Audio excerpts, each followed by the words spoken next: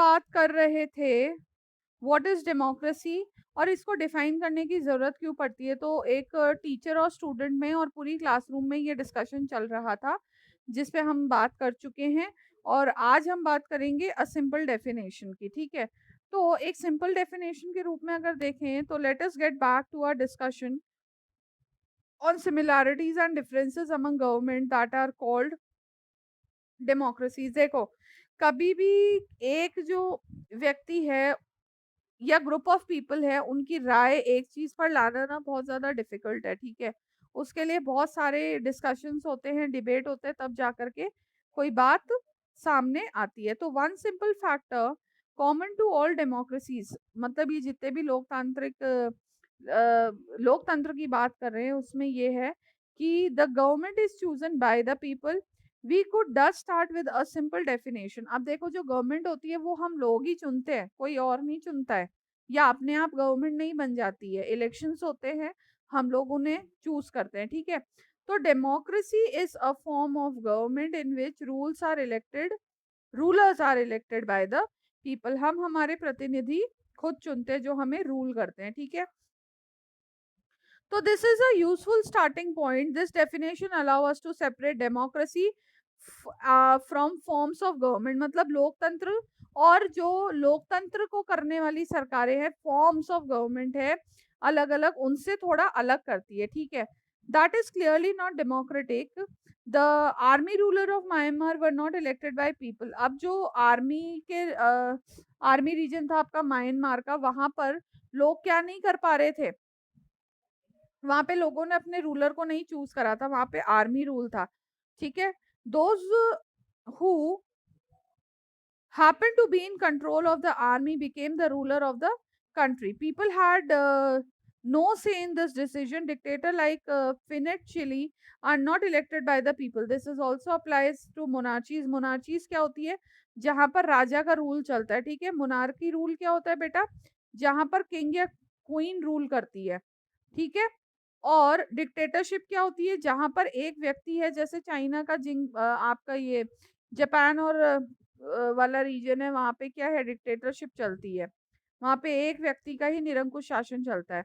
तो the king of Saudi Arabia rule not because the people have chosen them to do so, but because they happen to be born in the royal family. और Saudi Arabia में भी आपने देखा है कि king rule है। ठीक है, वहां पे भी किसका शासन चलता है, राजा का शासन चलता है। क्यों? क्योंकि वो राज परिवार में पैदा हुए हैं। ठीक है, आगे देखिए, this simple definition does is not adequate.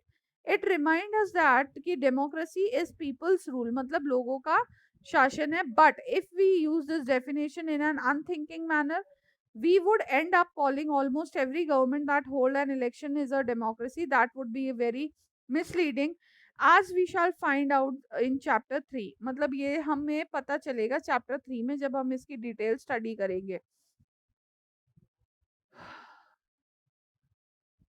हम ये नहीं कह सकते हैं कि हर चुनाव द्वारा जीती जाने वाली सरकार क्या होती है, लोकतांत्रिक होती है। वैसे तो लोकतांत्रिक ही होती है। अगर इलेक्शंस हो रहे हैं, हम हमारे रिप्रेजेंटेटिव चूज कर रहे हैं, तो वो डेमोक्रेटिक रूल के अंतर्गत ही आता है। पर जहाँ पे राजा शासन कर रहा है, जहाँ पर कोई व्यक्ति एक अकेला शासन कर रहा है, वो चीजें थोड़ी अलग हो जाती है। कहीं पर आर्मी रूल है, कहीं पर मोनार्की है, कहीं पर डिक्टेटरशिप है। तो वो सारी चीजें उन पर्टिकुलर देशों के लिए अलग हो जाती है। वहां पे फिर कॉन्स्टिट्यूशन या फिर डेमोक्रेसी क्वेश्चन मार्क के रूप में सामने रहती है। ठीक है, आगे, that is why we need to carefully distinguish between a government that is democracy and one that pretends to be one. We can do so by understanding each word in this definition carefully and spelling out the features of democratic government। ठीक है, हम लोगों को अभी check करना पड़ेगा। आप पीछे वाले पेज पर आ जाइए, फीचर्स ऑफ डेमोक्रेसी। तो एक हेल्दी सरकार रन करने के लिए हमें किन किन चीजों का ध्यान रखना चाहिए, वो हम यहाँ पर देखेंगे। ठीक है, we have started with a simple definition that democracy is a form of government in which the rulers were elected by the people. This raise many question। अब ये कई सवाल उठाता है। पहला, जो रूलर्स है, रूलर्स कौन है, विच ऑफिशियल मस्ट बी इलेक्टेड, फिर इलेक्शंस क्या होते हैं, द पीपल और अ फॉर्म ऑफ गवर्नमेंट। हमें इन सारी चारों बातों को देखना है। इसको आप स्वयं पढ़ेंगे। अब the major decision by elected leaders.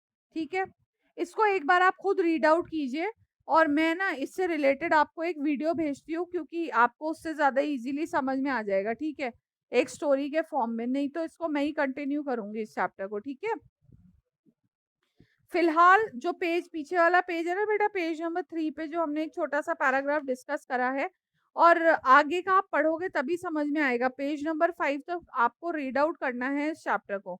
ठीक है, ये जो यहाँ पे एक आर्मी का मेन खड़ा हुआ है डेमोक्रेसी का बैलेट बॉक्स लेकर के, यहाँ तक आपको पढ़ना है। ठीक है, इसको बाकी मैं आपके साथ कल कंटिन्यू करूंगी इस चैप्टर को। ठीक है, फिलहाल मैं एक वीडियो भेज रही हूँ आपको, वो देखिएगा आप, है ना।